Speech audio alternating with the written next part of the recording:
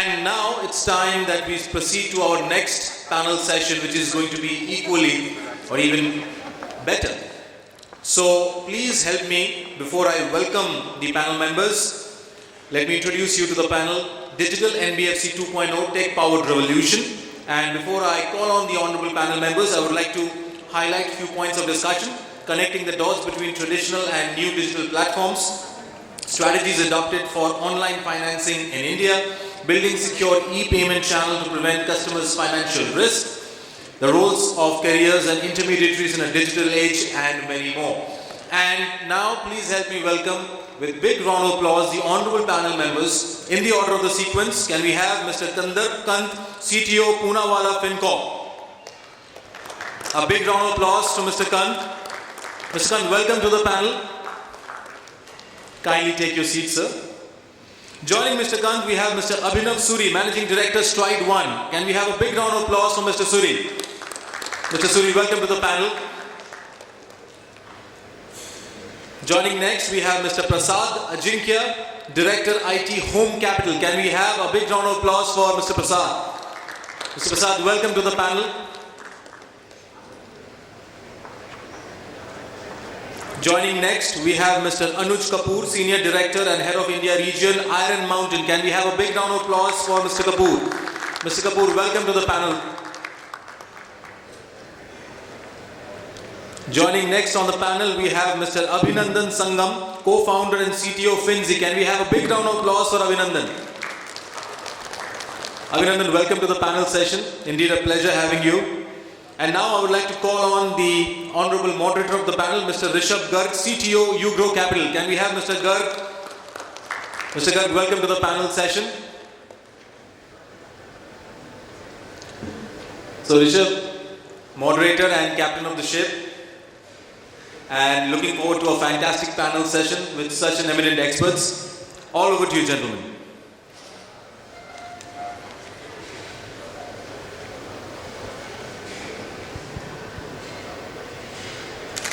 Hi everyone, I welcome you all to this panel discussion. I am CTO at HomeCapital. I am really honored to moderate the panel discussion with having esteemed panelists on board. So as we all know that digitalization has become the important aspect of every business, and COVID drastically changes the way the businesses operate right now. Apart from this, internet and smartphone penetration further increase the adoption of the digital tools and the way NBFCs are transforming themselves is astonishing right now. Apart from this, we will discuss how the NBFCs are transforming themselves for this digitalization way, and what's the future roadmap looks like for digitalization for NBFCs, and what strategies they are adopting for making this online business viable. So without spending much time, I'll move to my first question. The first question is Mr. Kandarp from CTO at Poonawalla Fincorp. So Kandarp, with changing fintech landscape, NBFCs need to compete with new age fintech players. How do you feel they are connecting the dots between traditional and new age digital platforms? What are the key drivers for the lenders for transformation? Hi Rishabh, hi everyone. So I think I don't agree with this word of compete. I think it's a collaboration which is happening. I think with fintechs, so we are not really competing with each other. So let me start with that note. Coming to the traditional and the new age tech platforms and how you're connecting from traditional to the newer platforms. So I'd first take perhaps a view of what traditional used to be. How we used to run technology maybe 10 years earlier. And I think the audience looks pretty young, so they may not have those experiences what we have gone through. And I have several anecdotes on what kind of life we used to live earlier. So looking at the traditional platforms, the data centers used to be traditional, which means that if you had an installed capacity, you were limited with that, right? If you had a demand surge, you could not really do much about it, right? You had some spare servers. On festival occasions, if there was sudden demand surge, you scramble to find rack space for servers in the server. If you were lucky, if you already had some spare server, then rack space used to be a problem, then storage used to be a problem, the power connections used to be a problem, right? So there were so many limitations which you had because of this installed capacity. The server delivery timelines used to be very, very large and long. So, and then you had to have manpower to run the data centers. You needed Linux administrators, Wintel guys, and so you needed to have an army just to keep the ship afloat, right? And then on top of that, there used to be the unforeseen circumstances which always happen, right? For example, I remember once when I was with a bank, the power failed and the DG set, which was the backup, also failed. And then we had a second DG set which also failed. And we had an outage for the entire country. The entire ATM network was out for 3 full days. And RBI was breathing down our necks, saying that your license is at stake and you have to fix the problem. And the problem was that we were in that location where the trailers for the new DG sets could not reach, right? So these kind of things, I mean, these were harrowing experiences, harrowing times which we lived through. And now when we see, I don't have to worry about now that we are in cloud and almost everybody, the entire, I would say NBFC and also even the banks now have experimented, they've tasted, they've seen the benefits that the new age cloud platforms are bringing. There used to be an initial, I would again take you back maybe 4 or 5 years back. There used to be a very set mindset from even NBFCs, let alone banks, that cloud was not secure. Right? That was the often the retort which used to come. And I used to tell everybody that came up with that kind of observation, that you can never invest the kind of technical know-how, the kind of technical manpower, the kind of tools which maybe a cloud provider like a Microsoft Azure or maybe an AWS or Google or Oracle can invest. Any organization cannot have that kind of a input or rather the army to support security. And now you can see, people are experimenting, they're seeing the benefits, and things have really changed, and everybody's adopting cloud like nobody's business. So this was one side of technology. And honestly speaking, I still feel, looking back, to those years, that at some level maybe technology was the roadblock. I mean, lack of these kind of flexibility in our traditional systems was the stumbling block which prevented business growth at some level, right? And now that we're seeing, these unshackling of these roadblocks, and business is now taking a completely different turn. Looking at the other aspect of traditional systems or a traditional mindset was the NBFC and the banks themselves. We did not want to let go of our paper-based systems, of our eyeballing. I want to look at everything. I want to take a call on every case. This kind of mindset was there, where thankfully COVID also helped a lot in changing that mindset. Of course, the cost is the human cost of it cannot be maybe compensatory. But anyway, I think now that we've crossed over that bad phase, the mindset of people has also changed a lot.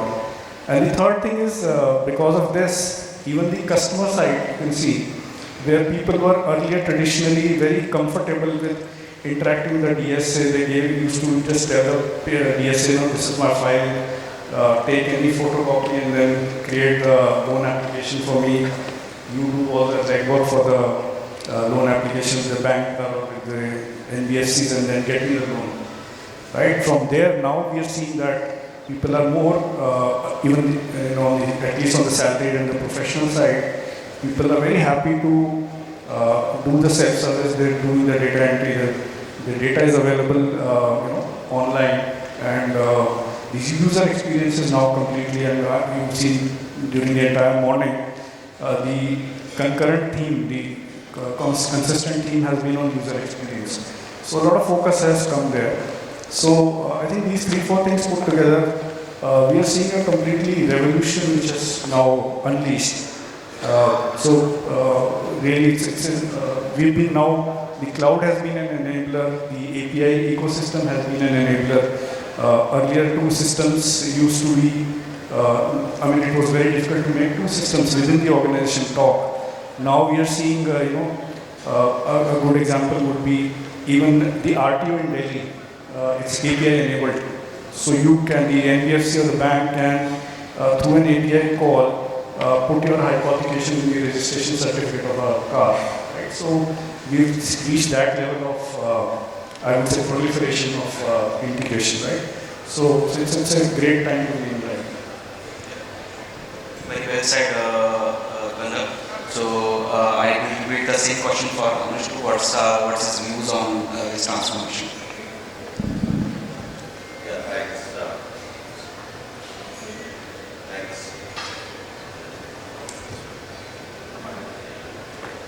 Yeah, thanks.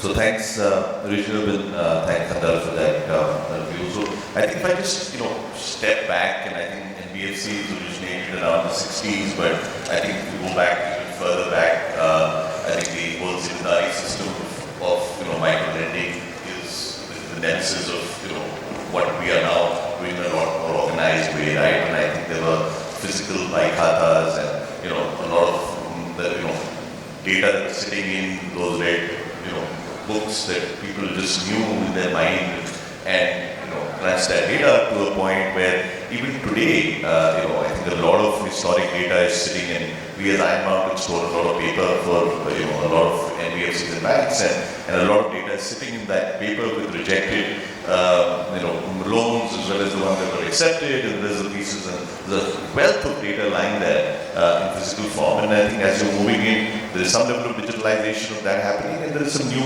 native digital data that's being created, right? I think one of the challenges in moving from the traditional to the new digital is merging this physical and digital information for the same consumer or customer, right? I mean, a customer might have taken, been interacted with you 5 years ago, and it might be lying in physical form into a warehouse, whereas there will be another interaction there. If you can bring that all together and do it quickly, is extremely valuable. And I think that physical to digital merger and making it seamless, becomes piece. And I think we work a lot in that space. And I think all that leads to, speed, efficiency. All that leads to, stronger processes. More risk ability, taking ability, because you've got, informed decision that you're taking. And I think if NBFCs focus on their core business, which is about going and getting the customer, and work with, stronger processes at the back end, which they can get help with, I think it's an extremely strong combination. And as you go more and more digital, and combine your historic, physical with that, it's an extremely strong combination. Very good. So the whole ecosystem has evolved, which I certainly drive the complete digital transformation for NBFCs. So coming to the next question, so for Prasad. So Prasad, you are into home loans, which is a very niche segment and traditionally being dominated by the large financial players. And what strategies are being adopted by the new age fintech players like you?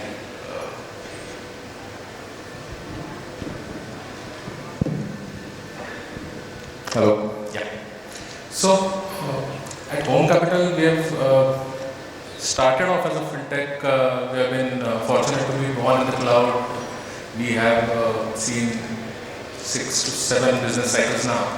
And I think in the second year we got our NBFC license. So, over a period of time, if you see the home buying journey, we are involved in the first touch point of the user who's buying a home. During the booking itself, HomeCapital provides down payment assistance for the home buyer as an unsecured personal loan. Alright. Over a period of time, once the user needs a home loan, that need arises 3 months down the line, 4 months down the line, when the construction has started and the plans have started. being built. So that means I have access to the customer's details way before most of the other banks or housing finance companies do. So therefore, when we started off HomeCapital, we were working with multiple lenders, we still do.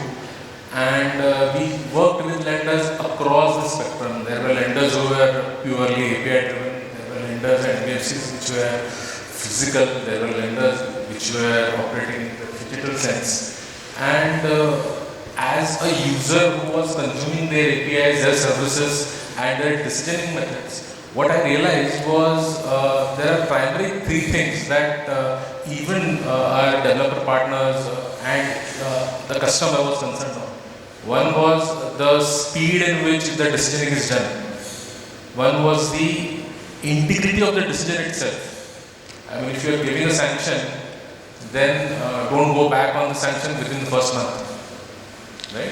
And the third was the convenience of the entire transaction. So when we were designing our own systems for our NBFC, we realized that these are the top three things that we need to focus on. If we are going to decide to sanction a loan, then we will abide by that decision. If we are going to do a loan, it has to be as painless as possible for the end user. And that meant that there are certain changes that we had to do in our core systems. We looked at different systems which were available off the shelf and realized that there was some basic changes that needed to be done. We are at HomeCapital, we started off as a subvented product. So if there is interest subvention, then you need that in your respective banking and accounting systems as well. And at that point in time, this was 5.5 years back, we found that some of the mainstream systems even did not have those kind of features. So we needed and we relied on partners who could execute that for our lending partners. So having said that, the top three things that we looked at was ease at which the decisioning was done, the integrity of the decisioning itself, and the overall convenience. I think a lot of the panel members have spoken about CX so far, right? Once we have that decisioning, then we could also run the BRE for the next product, which is the mortgage product, the home loan product. And therefore, it was easier for us since we have the foot in the door at the first step. Therefore, we could easily compete with large-scale housing finance companies and banks to take on and operate in this space. Right? In fact, what we are trying to do now is we are trying to make it easier for other NBFCs and DSAs and brokers as well, where we are offering our entire home loan decisioning as an API and as an SDK as well, so that if people want to also offer home loans to their existing customer bases, that also can be done. Very well said. So it's the speed of transaction which sets you apart from the large finance companies. So coming to Abhinav from slide 1. So slide 1 is into MSME financing. So this is a very challenging space which is currently being dominated by large DSAs basically. So what strategies you are following to bring this complete borrower segment online? Yeah, that's a good question. So why is it challenging? So MSMEs, as you all must be aware of, whoever got exposure to MSMEs, because reaching them, because they are distributed all across the country. Secondly, also to underwrite them in a cost-effective manner, in a timely manner is difficult. In big, large NPAs, etc. So at Stride 1, we are focused on startups and startup ecosystem. So our focus partners are startups. And as you are aware, you'll be reading newspapers, startups are disrupting many sectors, right? Whether it's agri, whether it's logistics, other B2B sectors. When they disrupt, they are actually going after unorganized sectors, largely MSMEs, how to bring them to organize. So for us, the way to reach MSMEs is we partner with these companies and we embed financial services, lending services into the whole journey. So for instance, if there's an MSME which is already working well with a say agri-tech company, there's regular information. We can use that data to provide further lending. If the guy has got a bigger contract now, why lose that? If they need working capital, why should it provide more collateral to a traditional bank and that too will take maybe 2-3 months for him to read. Why can't he just produce that invoice or that additional purchase order and we can finance that? There's so much information available on GST. You can go, you can get the details about the vendors of these companies, so you can track the end use. There's so much information available. Somebody mentioned the previous panel about account aggregators. The bank statements can be procured from there. So all these strategies can be used to have a very fast, robust scoring mechanism, which can then in minutes or maybe in maybe an hour give that decision to enhance the working capital limit for that MSME. And then over time, we want to also add term products. Okay, the guy wants to augment and create one more line of manufacturing MSME. Wants to add one more line and needs some capital for that, but has been paying or has been regularly. We know that there's the turnover that they are at is their current lines are all occupied. So that information can be used to lend further. These are some of the strategies. Like I said, so my next question is for Abhinandan, to see to FNG. So will this provide as frequent loans? Fintechs will often skip due diligence required to make a disbursement. How Finzy is building the checks in the system just to make sure that inward and outward payments are secure to and from the customers. Yeah, thanks, Rishabh. I think there are two aspects to it, right? One is to ensure that the money is getting disbursed to the right borrower, and at the same time, you're also referring to how do we ensure that there are no identity thefts. Yes. All the documents can still be procured when somebody could be impersonating this person and applying for a loan. Right? I think the ecosystem is important, and there are a lot of solutions that are available today. Of course, you can continue to pay it on your own, but with penny drop solutions being available, right, you are able to quickly validate whether it's the right bank account for the customer or not. And when we are doing the KYC, right, with video KYC coming into picture, it's much easier now to know that is it the genuine customer that we are going behind. And bank statement analysis, while customer may have many accounts, but it's important that when we do the analysis, when we do the assessment, it is the salary account or main primary account. And we need to ensure that it is this account that the loan gets disbursed, and it's this account that is where the match is getting registered. So the EMI start coming from this specific account. So all these aspects help us in validating that indeed it is the same customer, and we are talking about digitalization. So there is no much scope for in-person meeting or having conversations over there. But the way things have evolved, I think to a large extent it is solved. I'm not saying that people can't game loan. There is a possibility, but these checks and balances being in place, it's allowing us to get a better access to the customer. And of course, consent is very important. In the previous panel also, they were talking about Ajinkya, it's going to come soon. Regulator is very progressive in its approach, what we have been seeing. But at the same time, it will take some time. There are solutions like the GPS coordinates, telecom providers whom we can work with, provided the customer is given consent, which will allow us to triangulate the location. We kind of know whether it's the office or home, or her office or home, with geography.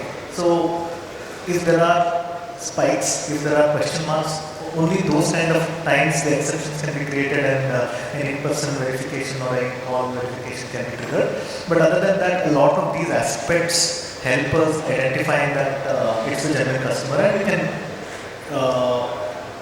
confidently go ahead and have the disbursals to the right accounts. And now coming to the other part that we are talking about in terms of collection, I think this is also by and large solved now with the massive penetration of UPI and the digital adoption. People are more comfortable to do the payments through digital. And there are exceptions when they ask for payment links. We are seeing that very less in single digits, I would say, in months. That the customer asks for, I have not got my match registered, I don't have a bank account, right? But even in those cases, because of the payment gateway integrations and because of partner solutions that are available, you will be able to quickly identify which mode will be comfortable or she will be comfortable to transfer of money, whether it's Google Pay or Bharat Pay, whichever one, and then ensure that the money transfer is happening in a seamless manner, whether it is done by your partner, whether it's done by in-house. So that's how the collection mechanism is getting handled. Very well said. So I hope these practices increase the trust of customer and lenders alike on the fintech players. So coming to the next question, this is for Kandarp. Kandarp, so traditionally brick and mortar DSAs and other intermediaries played a key role in selling financial solutions to the customers, and this is because of the complexities involved in the paperwork. Now in the digital age, where customer can discover and reach out to lenders directly, how the DSAs are evolving basically in this scenario? Yeah, so I think again there are various layers to this. It's not just a DSA. There are now very well evolved engines of aggregators as well, right? So the ecosystem that is now involved is that the DSAs, many of them are working with these aggregators, and these aggregators are working with let's say your NBFCs and the banks. And of course there is a huge push from the financial services organizations to directly reach the customer as well. But then I think depending on the cohort, if you're looking at a salaried professional maybe, or if you're looking at a self-employed professional, maybe doctor or CAs, then I think the game is quite different, because these are people who are early adopters of technology. They like to interact themselves, they do a lot of self-service, upload their documents, and a lot of their data is also available in the in various shapes and forms. So for these people, I think the DSAs or any other agent or maybe the aggregators may not play a huge role now, right? But I think the other revolution which is going behind the curtains, and I think which will probably drive the growth in the next stage, is the SMEs and the MSMEs, and maybe the small corporates, if I may use the word, or small business, right? Which includes people like Kirana stores or maybe your small industries, small scale industries. So these are the people who are still, I think, preferring to interact with somebody like a DSA, primarily because they still are seeing, that this is something complex. They will not be able to manage providing their financial data or even their demographic data on their own, right? So that is something which is still going to be driven primarily by the DSAs. Having said that, again, I think a lot of work is happening on the SME and MSME side, where again we are looking at more and more simplification. So GSTN played a lot of role here. A lot of data is now available on the GST sites, and your transactions, your submissions, whether you filed it on time or not. So all those things are available on the GST network, which is making things easier for underwriting. But getting them to apply and getting them to go through the first 2 steps of the journey perhaps is still going to get driven by the DSAs. But looking at that community also, I'm seeing a lot of technology adoption is happening there also. So you will find that there are very now sophisticated people who are running these organizations, unlike the mom and pop stores which used to be earlier. And these people, they're again professionals, some of them with fintech background as well, who have really taken the business to a completely new level. And these, again, with SaaS kind of platforms, the BRE is available, and on a pay-per-use kind of situation, you can see that even these DSAs are implementing BREs, sophisticated BREs, as well as they are able to create the singular layer for themselves. So what happens is that when the customer comes, the DSA collects the data of the customer, and in a single click they are able to, through APIs, push the data and get a go, no go, maybe an eligibility check through multiple lenders in a single click. right? So they are able to now figure out that instead of taking maybe a paper-based call, they are able to figure out that which lender is going to lend to this kind of a cohort. So I'm seeing sophistication there as well. So I think this is still going to evolve. Maybe the SME segment perhaps will also grow, but then DSS do have a place in the market under the sun as of now. Very well said. So certainly in a digital age too, we cannot discount the role the intermediaries are playing in last mile financial inclusion. That's right. So in these days, digital platforms are asking for far more data than earlier. Basically, customers are wary about sharing their data on the digital platforms. So my question is from Prasad from HomeCapital.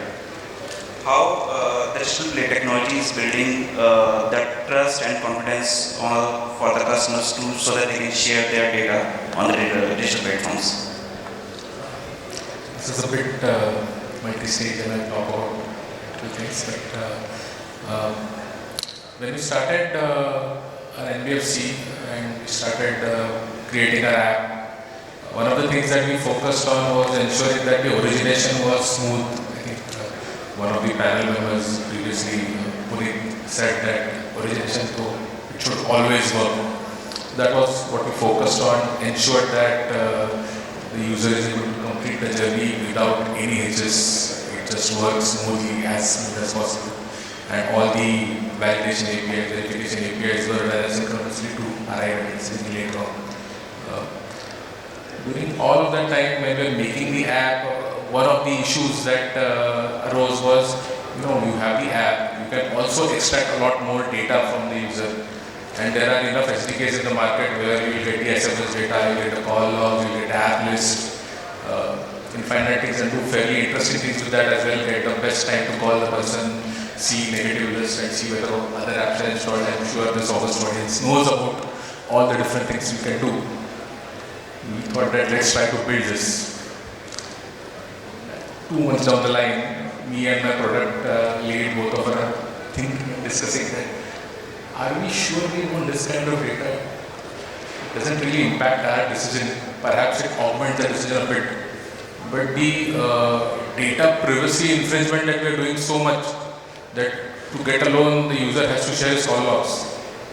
Do I really want that for my user? If let's say I am a user, would I happily use this data? And both of us answered no. We shared that entire idea. That let's not ask for anything more than what we require for our journey. We were, there are multiple options. First panel in the morning, I think the moderator was asking that, has anybody worked on personality insights using audio logs? We did on that as well. We could parse the SMSs, take the text the user is sending out, do a personality analysis on top of that. We in fact wrote algos which will take the audio calls and then take the text, extract the text, and then do a personality insights on top of that. But it all came down to one question: am I really comfortable using such an app? And it just boiled down to saying no, I'm not. And therefore, we just shared all of that. So therefore, one of the things that I think I've been blessed with is a team that has been fairly strong and has a very strong stance on doing what's right with the data that's available. And we share all of that information upfront. In fact, on our HomeCapital platform, where we originate around 30% of the cases that our NBFC does, we typically allow the user to delete all his data as well once the case has been disbursed. I mean, there is no need for the fintech to store all of that data as well. I mean, the low-hanging fruit is there that, yeah, you could do cross-sell opportunity, you could do so much things with that. But I don't think we should, and at that point of time, what we tend to do is, from HomeCapital's point of view, we tend to inform the customer multiple things that we are doing. We have a fairly well-documented privacy policy, what data we take, what data we will use, what data we will let go, right? We allow users to, federate their data and take out their entire data, which makes it a bit more open for how much data we use. Similarly, the kind of user experience that we are providing to our users, especially after the pandemic, I've seen our NPS scores going up primarily because we have been fairly transparent with whatever we are doing. Whenever we share the case with a particular lender, the user gets an intimation that such and such lender is accessing the case, is viewing the details. When the lender approves the case, then one more email is shot off. The entire journey is documented, shared, and there is always a human person, a relationship manager, which is available at a dial phone to help the user solve any issues. Similarly, our support systems are created in such a manner that all the teams are made available and informed of any issue that a particular customer regarding a down payment application might be facing. Prasad, so you're in the right direction. In fact, in the recent RBI guidelines for digital lending, there's issued strict guidelines, the kind of data which digital lending apps can collect and the duration for which they can keep the data. That will the power in the hands of the customers when they can choose to remove the or delete the data from the lender. So coming to the next question for Anuj from IR Monitoring. So Anuj, how technology is redefining the customer experience and providing a delight to customer? Yeah, thanks. I think this has been talked about in earlier sessions as well, right from coming to an app or coming to a portal and how you, and I think you alluded to it just now as well, pick up as much information as is needed rather than excess information. But I think what I can ultimately talk about, even as a consumer myself, is that you want this. I think we're talking about different segments of the market that NBFCs are targeting. That I think when you look at banks, there are much more easier pure digital plays, whereas when you go into certain segments of the market in NBFCs, there is still a lot of physical play combined with digital that you're trying to do there. And ultimately, the faster you have and how stronger your back-end processes are, the faster you can do the loan. The first person who accepts that, expects to disperse the loan tends to get the deal, right? And I think that makes, and that's the customer experience. I think they don't anymore want to wait, for the second or the third option and we will do that. And I can tell you from an IMON perspective, we are in the information management space, we do intelligent document processing for a lot of the NBFCs, and I think that back end being strong to be able to, auto-index,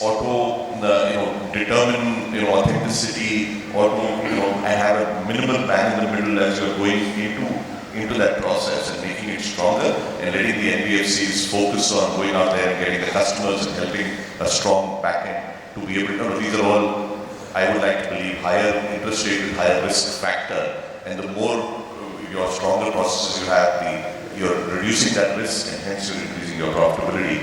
And at the end of it, increasing customer experience. So I think it's a chain that I think it's a win-win-win when you're able to do that. So coming to Abhinandan. So Abhinandan, yours is a completely digital online platform. So how you are defining the customer experience? So what we are trying to do from beginning, what we try to do is before you write lines of code, we started focusing more on personas because we had to solve the problems on both sides perspective. One on the lending side, because Finzy being a P2P platform, you can't lend to your balance sheet. The investors come in and put money and then through an escrow mechanism that goes into multiple borrowers, right? And so you have to solve for lenders and you have to solve for borrowers. And trust, of course, is very critical. So what we thought was, let's focus and spend a lot more time in identifying the real problems, right? In fact, I'll use a quote or Synnex said once, if I had 60 minutes, I would rather spend 55 minutes of that in understanding and defining the problem and the rest of the 5 minutes in solutionizing it. Not build features just for the sake of it, but it should solve the customer need. So how it overlapped is, on one side of the spectrum is the customer empathy. What exactly are they struggling with and how do we solve it? Is it interest rate? Is it trust? Is it documentation? Is it manual versus automation? Is it transparency, right? So once you have those aspects, you need to look at the experience design. what are the different touch points and how do we ensure that across all the channels you give the same experience to the customer, right? And then, very important is your business strategy, right? What cities you want to operate, what happens to unit economics? Is it, as one of the co-panelists mentioned, self-employed, do I go behind or do we go behind salaried individuals, right? Is it prime versus subprime? So when you think of all these aspects, then comes the business design, which is what we call as an approach, and we try to solve those things. And then we go back to the customers to validate whether is it making meaningful impact here, is it solving the actual need that we were behind, and eventually we will go for scaling that, not the other way around. So from that aspect, the design plays a very critical role, and because we are talking about customer empathy, and amongst the team, we want the DNA to be something like, hey, let's not be a loan providing NBFC. Can we look at Finzy or look at our company as a dreams enabler? And if that is what we are driving, and everybody needs to speak the same language, how do we ensure that across the journey, the emotions of the customers, imagine smile, right? It's not frowning to neutral, but how do you turn or change them into this happy customer experience, whether it is during lead generation or onboarding or application process or dispersal or eventually EMI stages or even when there is a difficulty, whether it is pandemic or all of those aspects. How do you try and do that so that obviously there's a win-win, there's a lifetime value of the customer increases and you're solving the genuine need, and if the customer is right, after he has gone through the tough part, he'll always think of from that. Without spending very much time, so getting up for the next question.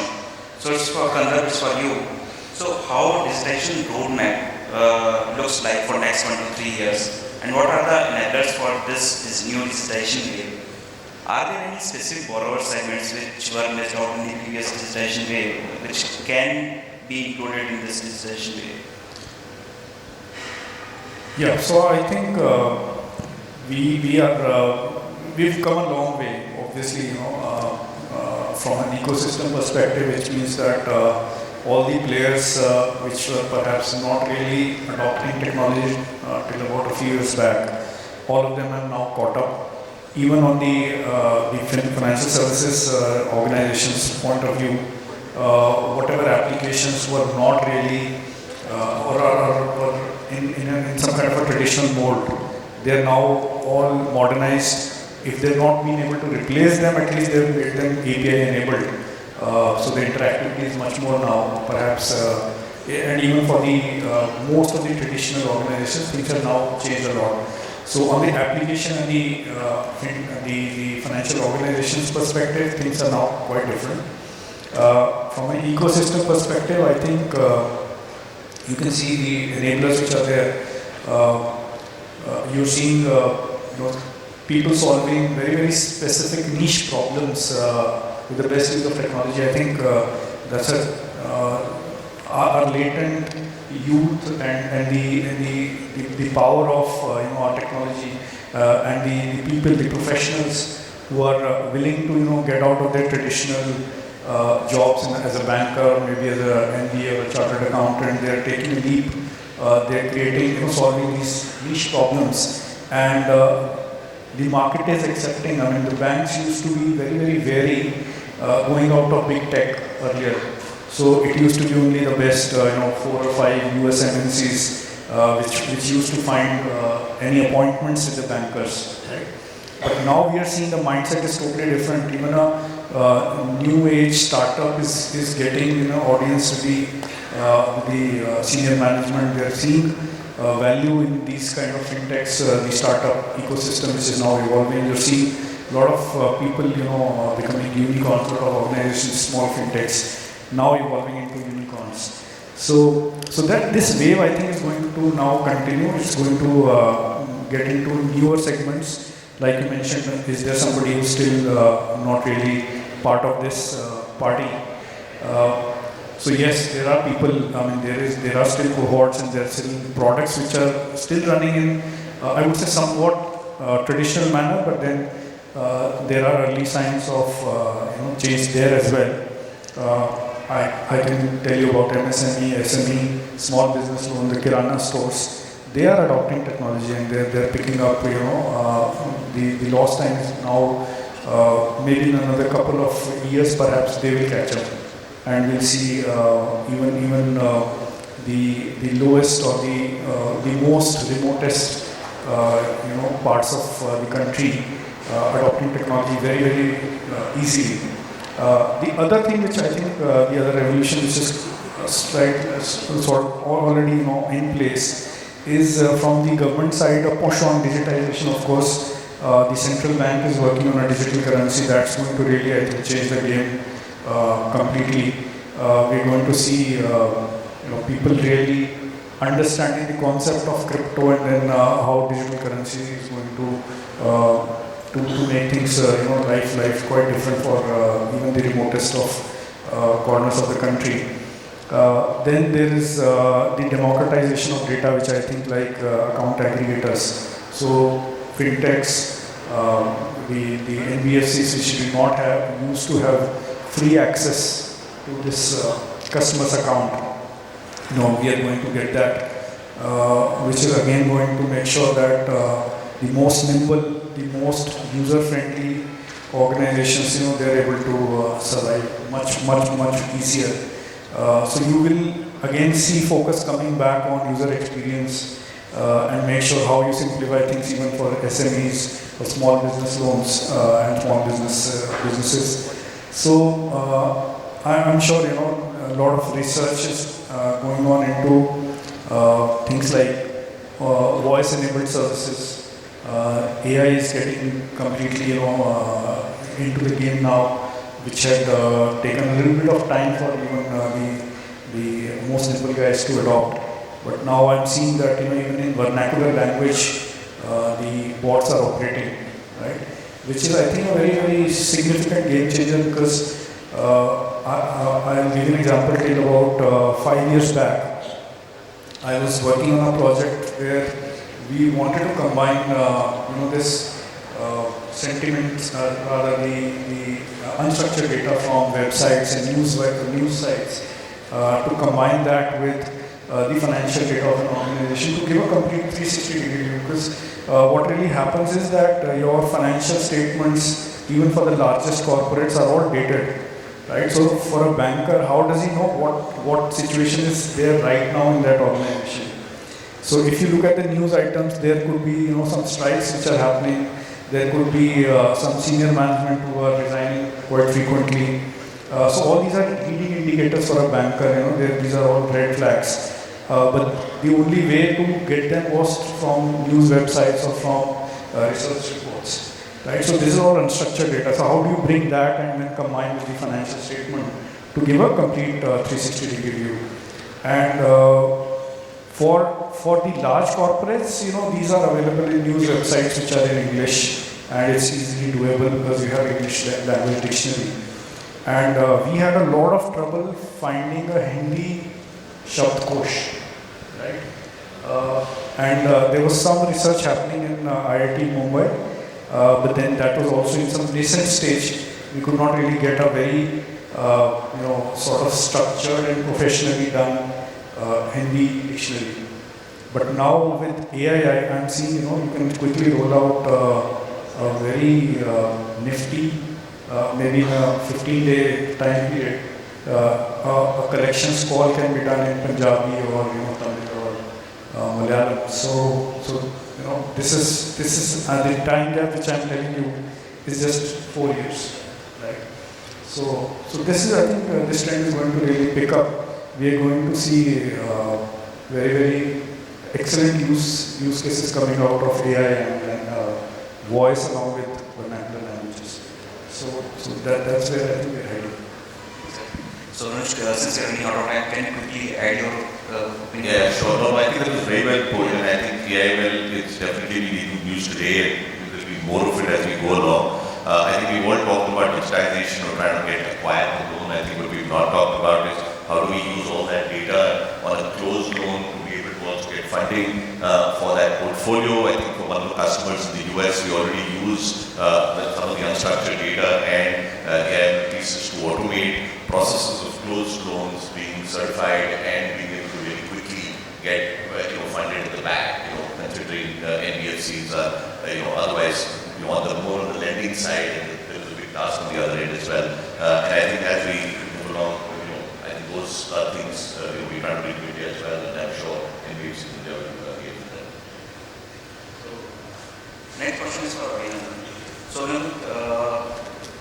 what's your opinion on how the fintech ecosystem is transforming the NBFC sector? Yeah, I think we are in some of the fantastic times. The way the ecosystem is coming together and the way disruptions are happening, it's phenomenal. And while a few years back we used to have a lot of debates on build versus buy, when NBFC will build a bank, the solutions and all.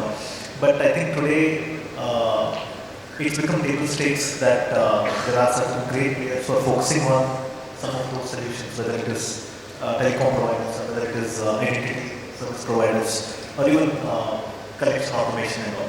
So that is solved to a great extent that you focus on building IT-related aspects that are very critical for your organization as it grows, and leverage on the power of the ecosystem, which is where it helps you to fail fast, which will help you to rapidly prototype and rapidly experiment and implement products and take them to market at a much faster pace.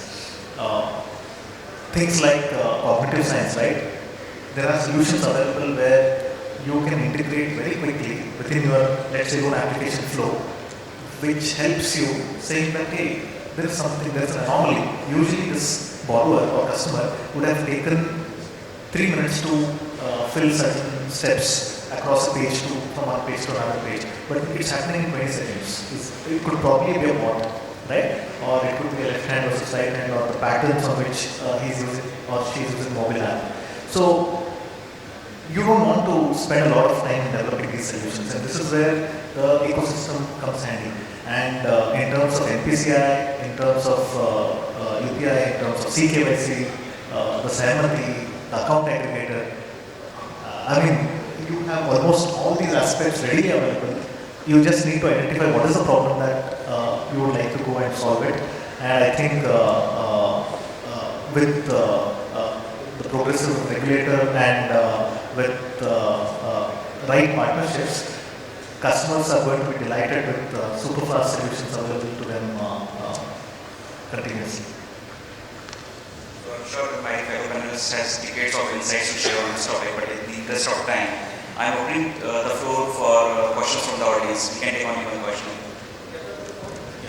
Thank you so much. I think in the interest of the time, as rightly said by the moderator, we'll take one question, if that is okay.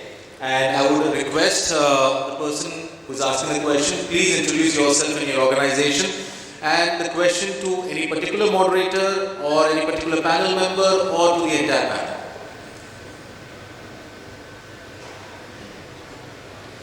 So we have a question.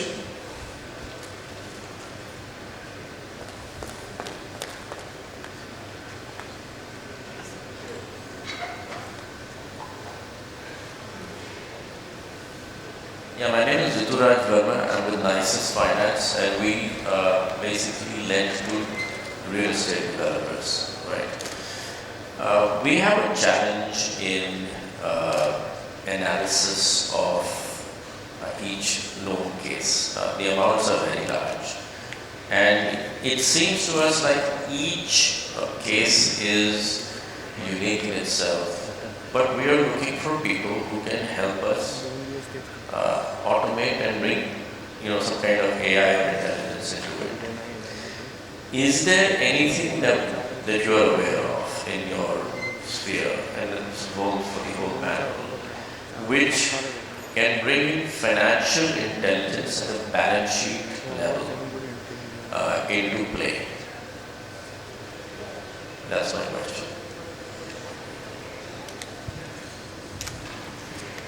So Rituraj, I think the balance sheet analysis is a very simple case to crack. It's already been done in many shapes and forms. But I think the again, like I mentioned earlier, the financial statements are all dated. If they're audited, they're perhaps of the last year, right? So the focus could be on what is happening as on date, right? So you could be looking at social media reviews or Glassdoor kind of places where the employees are venting out, maybe, or your senior management if they're stable. So these kind of indicators are available in your social media or your news websites. If you're talking of a real maybe a large business, which has which can be interested by these news items, on the reporting side. And other than that, I think there are a lot of other things like maybe the investors, the people who have bought their flats, if they are renting out on social media, so those indicators can also be picked up. And we have fairly simple technology available these days to give you that aspect also, which you can combine with your structured data, which is financials and balance sheet. Also, if they have some rating agencies also looking at that kind of developer, those PDFs can also be brought into the picture, and you can get sentiment analysis from there. Plus your environmental clearances, your RTIs which are filed, which is again structured, unstructured data. Even those elements can also be brought in, so you can have a good holistic view. And when your underwriter sits on the screen, he'll be able to get all these indicators with proper, you can say red, amber, green kind of indicators in front of them. So that can become a very easy solution to do. Yeah. Thank you so much. Just have one more to add. Perhaps you can look at RERA data over a period of time for that developers' projects across multiple sites and see whether they have enough movement of inventory.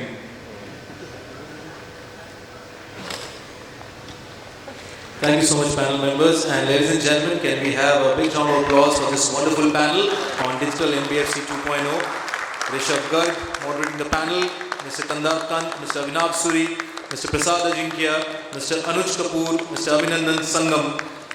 And now I would like to call on stage Mr. KV Lagunandan Nair, Vice President from Capital Record Center Private Limited, CRC, to kindly do the honors of felicitating this wonderful panel.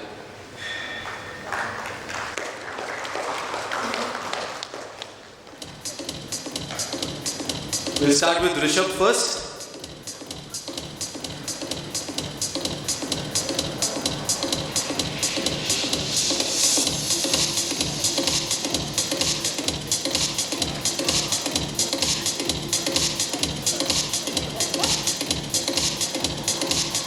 Mr. Kant from Poonawalla Fincorp.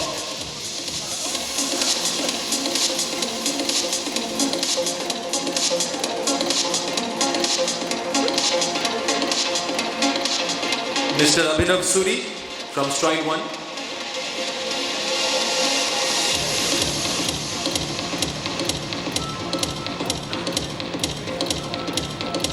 Mr. Prasad Ajinkya from HomeCapital.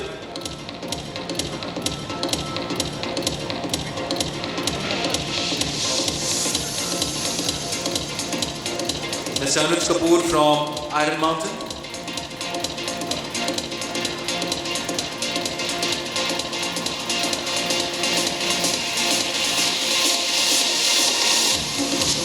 Mr. Abhinandan Sangam from Finzy.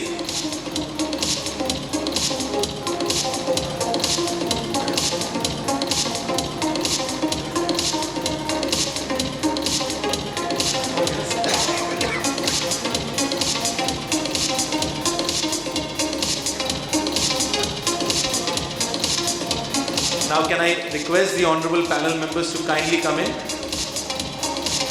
for a group photograph, please.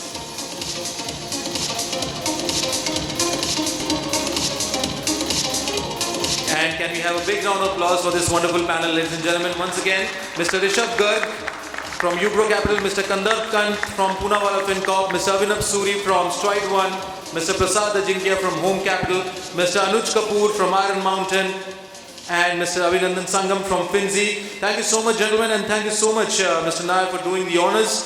Ladies and gentlemen, it was indeed a pleasure listening to this wonderful panel session of this experts.